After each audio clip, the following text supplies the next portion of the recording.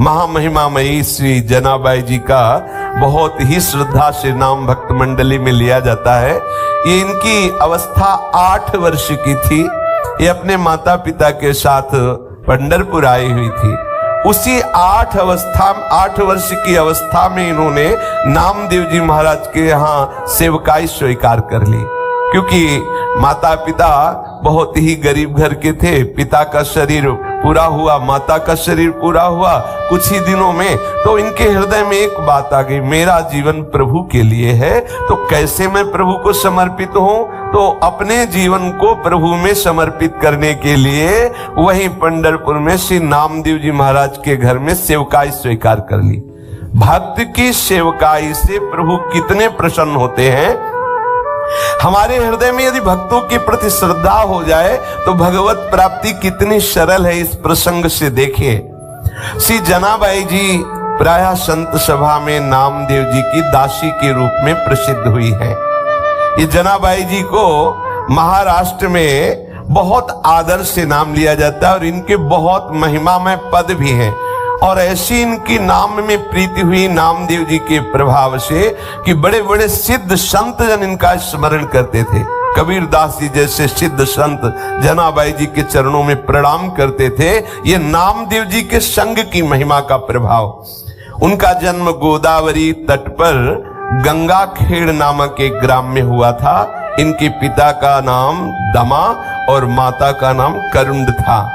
बचपन में ही इनकी मां पधार गई और पिता जो इनको विट्ठल भगवान के दर्शन के लिए लाए, तो वहीं उनका भी शरीर पूरा हुआ और ये नामदेव जी के चरणों में समर्पित हो गई।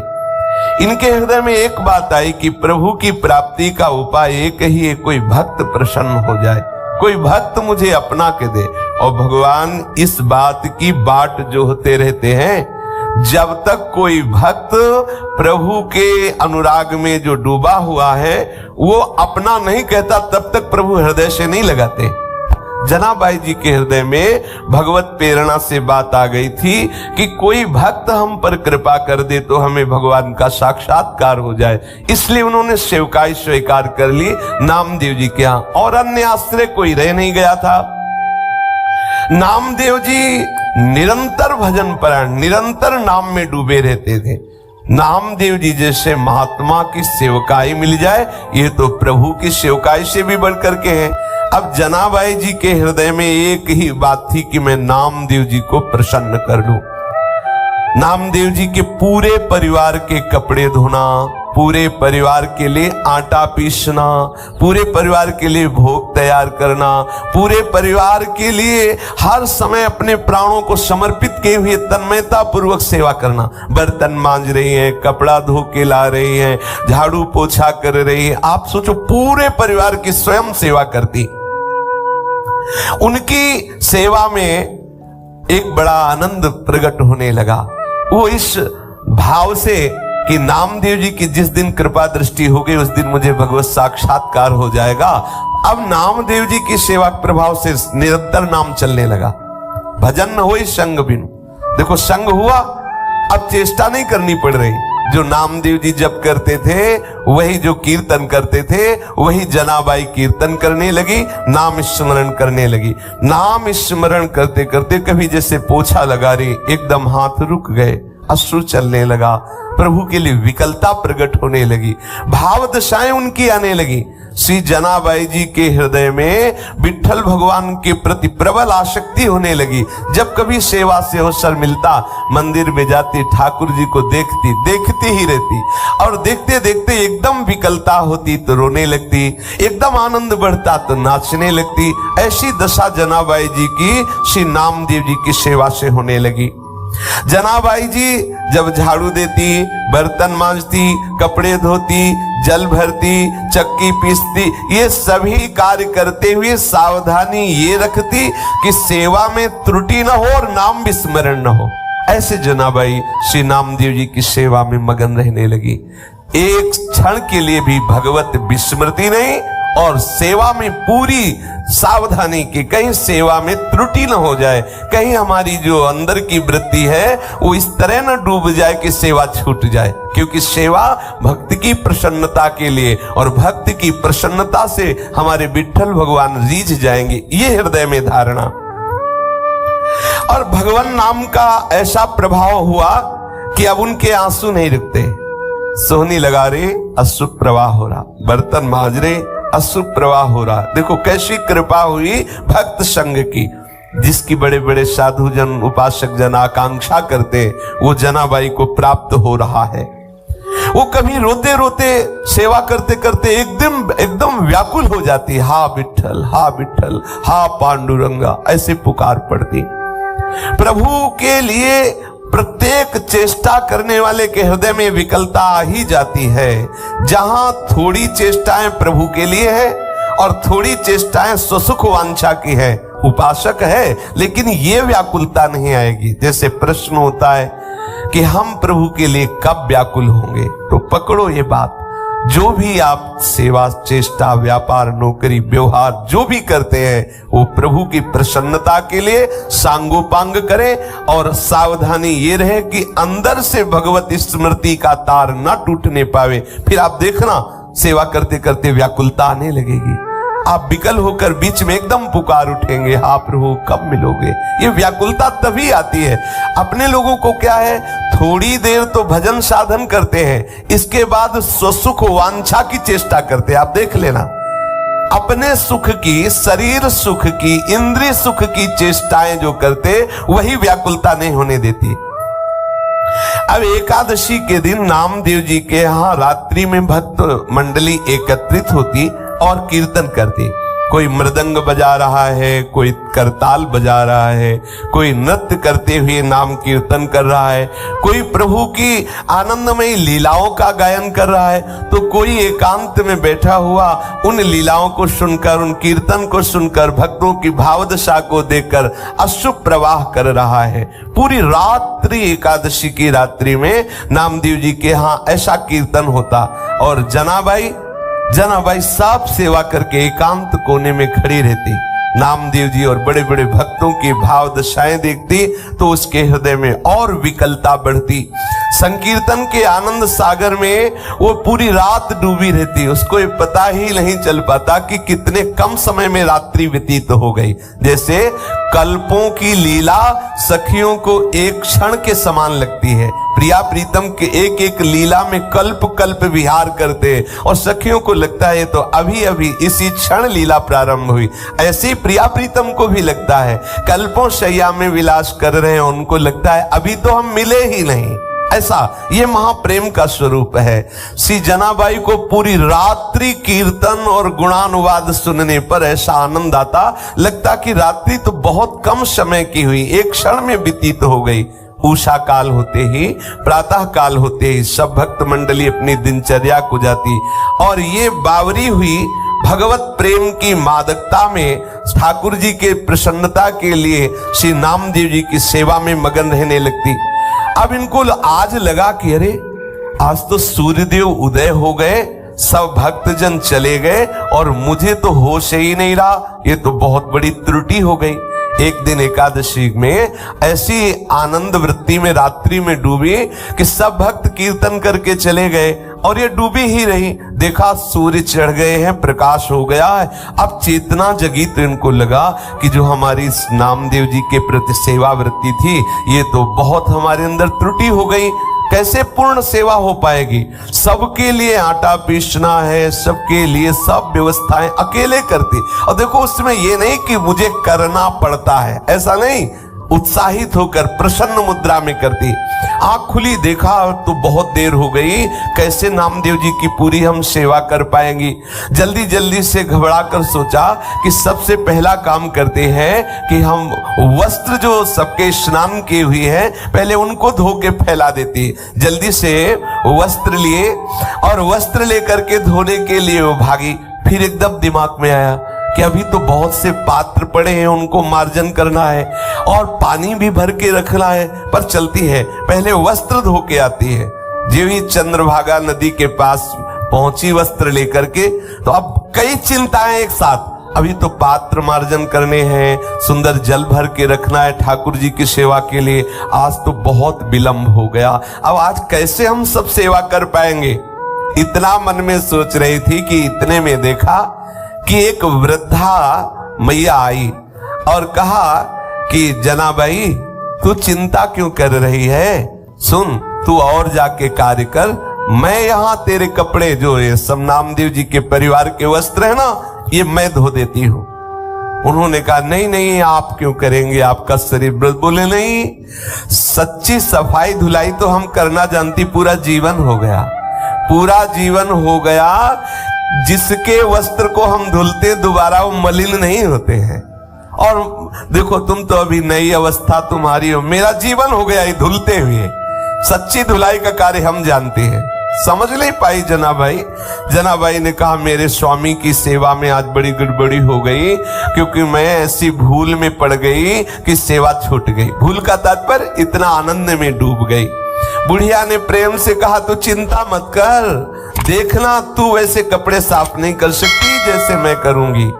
जनाबाई ने कहा कि अब मुझे नामदेव जी के घर तत्काल भाग के जाना, क्योंकि पात्र मार्जन नहीं किए। अब देखो जैसा भी हो, वो कपड़े वहीं नदी के किनारे छोड़ करके गई और जो कार्य अत्यंत आवश्यक था, जैसे पात्र मार्जन करना और जल भर के रख देना, वो करके वापस आई तो देखा बहुत प्रेम से डूबी हुई वो जो मैया थी, सब कपड़े धो करके और फैला दिए थे।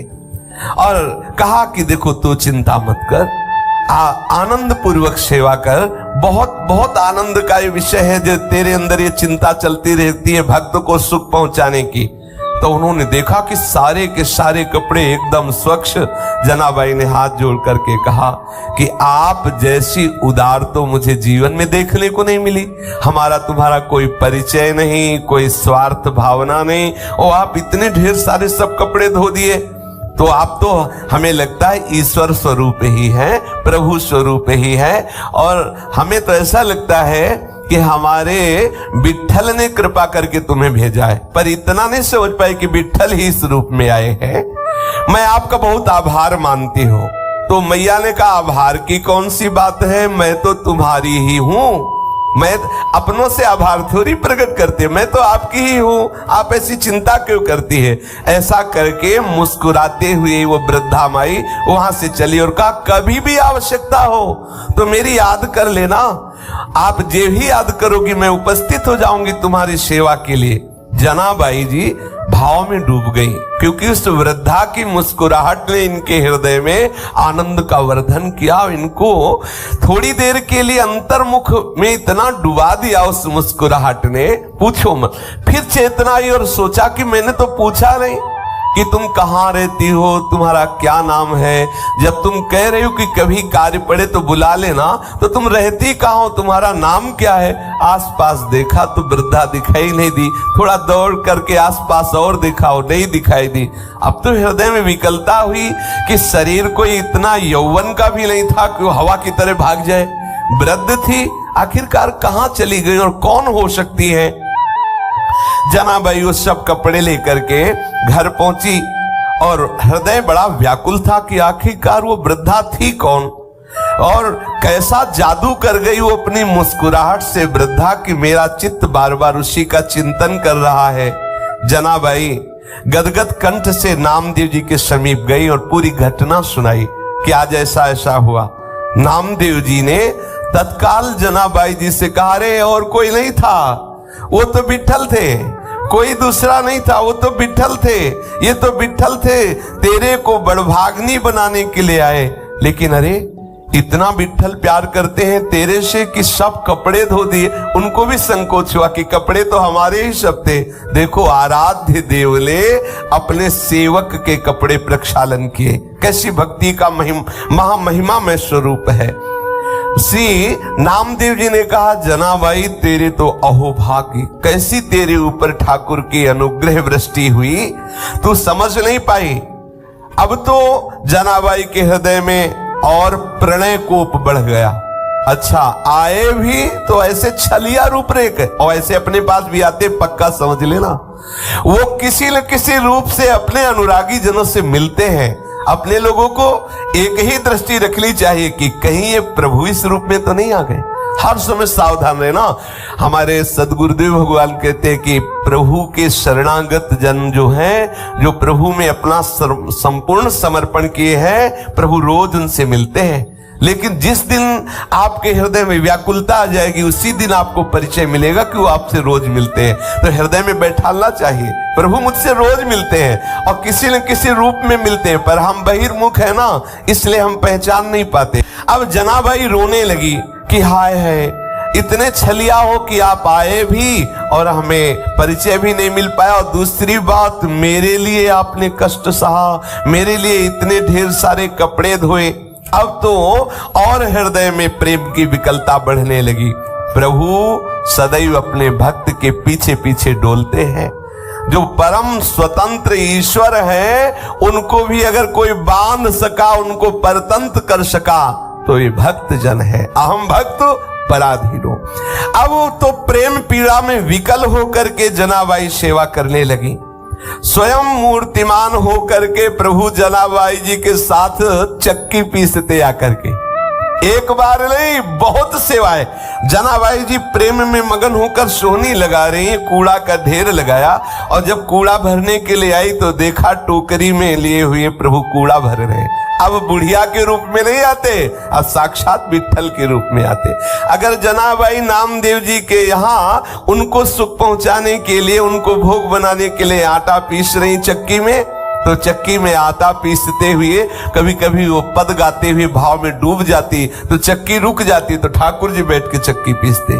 जनाबाई पद गायन करते हुए डूबी हुई है, और क्योंकि सेवा में त्रुटि न हो इसलिए ठाकुर जी समीप आकर के चक्की पीसने लगते।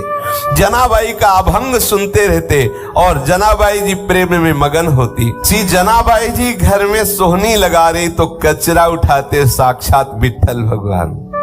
अपनी टोकरी को सर पे रखे हुए पीछे पीछे जनाबाई के डोलते, जहां जाओ झाड़ करके कूड़ा एकत्रित करती, सोहनी लगा के ठाकुर जी कूड़ा भरते।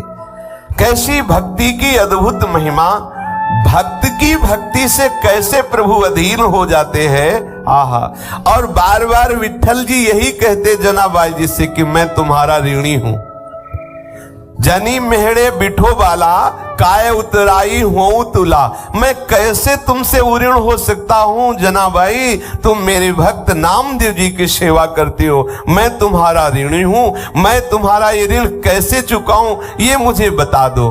कैसी अधीनता स्वीकार किए हुए है जनाबाई। अगर धान ओखली में कूट रही है तो प्रभु सामने खड़े मुस्कुरा रहे। अब बताओ ऐसी सेवा करनी पड़े तो क्या परेशानी।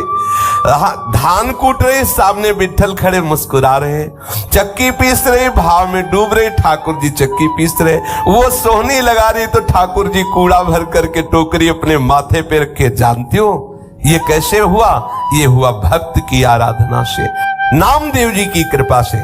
इसीलिए लिखा दासी जनी। जब मैं नामदेव जी की दासी बनी, उनकी सेवा की, तो मैंने देख पाया कि द्वैत दूसरा कोई है नहीं, एकमात्र मेरा विट्ठल चराचर में व्याप्त है। संपूर्ण कलाओं से युक्त जो श्री कृष्ण है वो सदैव मेरे सहयोग में है, मेरी सेवा में मेरे समीप है। ये मैं नामदेव जी की दासता से जान पाई। दासी जनी पाहे डोलाम, प्रभु मेरे पीछे पीछे डोल रहा है केवल नामदेव जी की दासता के कारण। एक दिन श्री विट्ठल भगवान के गले का जो बहुत महंगा हीरो से जटित पदक आभूषण था ग्रीवा का, वो चोरी हो गया। और मंदिर में जनाबाई जी सेवा हेतु जाया ही करती थी, तो ऐसी कुछ लीला बनी कि सबको संदेह हो गया जो वहां मंदिर में सेवा में थे कि और कोई नहीं, जनाबाई जी ने ही वो रत्न पदक जो ग्रीवा का आभूषण है वो चोरी कर लिया। अब तो ये बात फैलने लगी। ये ऐसी लीलाएं प्रतिकूलता की होती है भक्तों के जीवन में। जनाबाई को ये सब वहां के जन कलंकित करने लगे कि ये बंती तो बहुत भक्ता है, लेकिन देखो ठाकुर जी का जो ग्रीवा का आभूषण है रत्न पदक इसने चुरा लिया।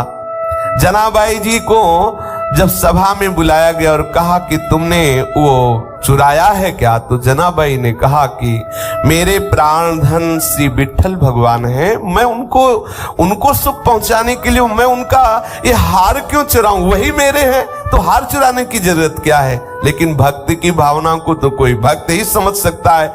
तब उन्होंने कहा मैं शपथ खा के कहती हूं कि मैंने ये रत्न का आभूषण नहीं चुराया है, पर प्रभु की ही ऐसी लीला थी, किसी ने जनाबाई की बात पर विश्वास नहीं किया और बात राजा तक पहुंची और ये बात इतनी जोर कसी कि राजा को निर्णय करना पड़ा कि जनाबाई को शूली की सजा दे दी जाए, क्योंकि इसने रत्न का, ठाकुर जी का जो हार है वो चुराया है। अब चंद्रभागा नदी के तट पर शूली की व्यवस्था की गई और जनाबाई जी को ले जाया गया। हर भक्त के जीवन में आता है, देखो अगर आपका यश होगा और जयमाला पड़ेगी तो फिर साथ में ये भी व्यवस्था होगी, होती है, ठाकुर जी की तरफ से होती है, तैयार रहना। ये व्यवस्था होती है, सब महापुरुषों के जीवन में होती है। कई दिन हो गए माधवदास बाबा ने ना तो समुद्र में स्नान किया, ना कुटिया से बाहर निकले, ना भिक्षा मांगी, केवल ठाकुर जी के ध्यान में मगन है। जगन्नाथ जी को नहीं रहा गया, अपने भोग की थाल आप स्वयं सरकार ले जाते हैं। पीछे भजन में कोई विघ्न ना पड़े इसलिए पीठ करके दरवाजे की तरफ बैठे, दीवाल की तरफ मुख किए हुए हैं। पीछे से ठाकुर जी ने कहा कि बाबा ये भोग की थाल रखी है, प्रसाद पालो। बोले रख दो, जब हमें भजन पूरा हो जाएगा तो पालेंगे, फिर थाल ले जाना। अब उन्होंने विचार किया कि जब ठाकुर जी ने प्रसाद भेजा है, क्योंकि हम तो किसी से याचना नहीं की, तो भगवान ने ही प्रेरणा करके भेजा होगा। भजन पूरा किया, उठे, प्रसाद पाया और समुद्र से थाल धोकर अपनी कुटिया के पास ऐसे रख दिया। अब वहां ये हुआ कि ठाकुर जी की थाल गायब हो गई। कुछ ने बताया कि वो तो माधवदास बाबा की कुटिया के बाहर देखा है। अब वहां से पार्षद आए। अब थोड़ा विचार करो, अगर कहीं खुले में भोग लगा होता तो संशय हो सकता है कि कोई ले जा सकता है। अच्छा, ले भी जाएगा तो वो कुटिया के बाहर क्यों रखेगा, वो तो उसको एकांत में चुरा के रखेगा, वो तो धो के बाहर रखे। किसी ने नहीं ये बात समझी, खूब पिटाई हुई। अगर ये 56 भोग भी पवाते हैं तो बाहर से थप्पड़ भी पवाते हैं, दोनों के लिए थोड़ा तैयार रहना चाहिए। ठाकुर बड़े लीला बिहारी हैं। अब सूली की सजा निश्चित कर दी गई जनाबाई जी के लिए। अब ये बात सुन करके भक्तों को लगेगा कि जो ठाकुर जी सोहनी लगाने पर कूड़ा उठाते हैं, टोकरी माथे पे रखते हैं, वो ऐसा क्यों करवा रहे हैं?